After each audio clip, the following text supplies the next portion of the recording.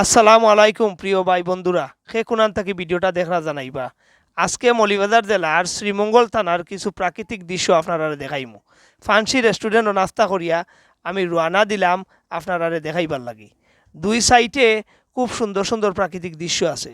কমলগঞ্জ যাওয়ার পথে আমার একটা খামে এই রাস্তা দিয়া যাওয়া লাগে, তাই আমি আপনারা এই রাস্তাটা দেখাইয়া যাওয়ার চেষ্টা করবো। আজকে বৃষ্টির দিন, ভিডিওটা কতটুক ভালো হইব আমি জানি না, তবে যতটুক সম্ভব বালা দৃশ্যগুলো আপনারা দেখাইবার চেষ্টা করবো।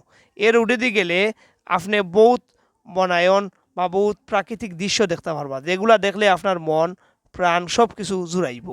আসলে এই প্রাকৃতিক দৃশ্যত গেলে মানুষের মন ভালো হয়ে যায়, এই রাস্তাটা তার প্রমাণ। যদি আপনারা শ্রীমঙ্গল বেড়ানি তাইন, তো এই রাস্তাটা অবশ্যই উপভোগ করিয়া যাইবা। এই রাস্তা যাওয়ার পথে আপনারা সামনে পড়ব লাউয়াছড়া উদ্যান। আমি লাউয়াছড়া উদ্যানের সামনে দিয়ে যারাম। আর একটু যদি সামনে যাইন আপনারা আগুয়াইনতে দেখতে পারবা গ্র্যান্ড সুলতানের সীমানা। আপনারা গ্র্যান্ড সুলতানের সীমানাত অলরেডি আমরা ঢুকি গেছি। এখন আমি চেষ্টা করবো আপনারা গ্র্যান্ড সুলতান পুরা দেখানি লাগি।